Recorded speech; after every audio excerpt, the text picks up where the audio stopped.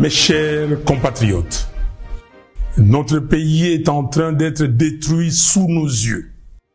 Il est impératif d'agir sans tarder pour empêcher l'irréparable, à savoir la balkanisation du Congo. Une menace imminente qui met en péril notre souveraineté. Nous n'avons plus d'autre alternative. Il est temps de sauver notre nation du spectre d'effondrement.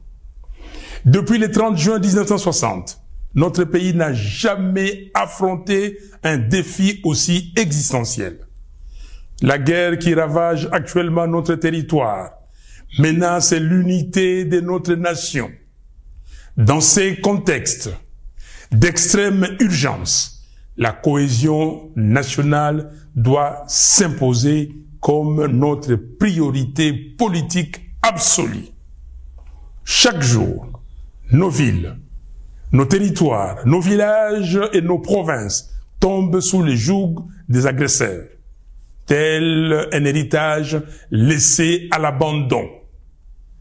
Combien de morts faudra-t-il encore pour que nous prenions pleinement conscience de l'urgence d'unir nos forces, de transcender nos divergences et de trouver une solution pour préserver les 2 345 410 km² de notre territoire. La balkanisation du Congo, insidieusement orchestrée sous nos yeux, ne saurait être tolérée. C'est un projet ignoble, une profanation de l'héritage légué par Simon Kimbangu et Patrice Lumumba. Aujourd'hui, plus que jamais, il incombe à chaque Congolais d'assumer sa part des responsabilités dans la lutte pour la sauvegarde de notre pays. Cette guerre, ces souffrances, ces vies fauchées en grand nombre nous enjoignent à un profond changement d'attitude. Nous ne pouvons plus nous permettre l'inaction ni la complaisance. Il est de notre devoir de contrer ceux qui cherchent à diviser notre peuple et à nous précipiter vers notre propre perte. Face à l'ampleur du désastre, la division interne est un luxe que nous ne pouvons plus nous offrir.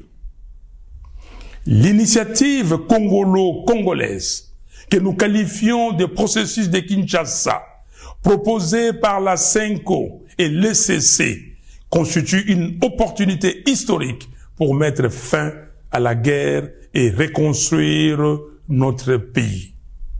Ce projet ne se limite pas à un simple appel à la paix. Il incarne une profonde refonte de notre approche politique, une véritable révolution dans notre manière de vivre ensemble. Je lance donc un appel ferme à tous les Congolais, quelles que soient leurs appartenances, à se rallier à cette dynamique de réconciliation et de cohésion nationale. L'heure est à la responsabilité individuelle et collective. Il est temps d'agir pour sauver notre pays. J'exhorte Corneille Nangaa à déposer les armes, à faire prévaloir l'intérêt supérieur de la nation, en pensant à l'intégrité de notre territoire national et surtout à reconnaître les droits inaliénables à la vie de ses frères et sœurs. J'en appelle à Joseph Kabila afin qu'il se remémore tout ce que le Congo lui a donné et qu'il s'engage résolument en faveur de la paix. J'invite Félix Tshisekedi à mesurer l'ampleur du désastre qui accable notre pays et à soutenir sans réserve l'initiative des évêques de la CENCO et des pasteurs de l'ECC.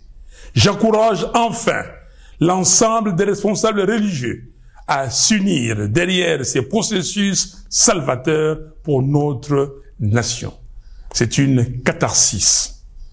Mes chers compatriotes, il est impératif que nous agissions sans délai pour mettre un terme à la guerre, stopper les massacres des Congolais, en finir avec les déplacements forcés de nos concitoyens, restaurer l'intégrité de notre territoire et alléger les souffrances de notre peuple. Il est temps de replacer notre nation sur la voie du développement, du progrès et de la dignité. Que Dieu bénisse le Congo et son vaillant peuple. Je vous remercie.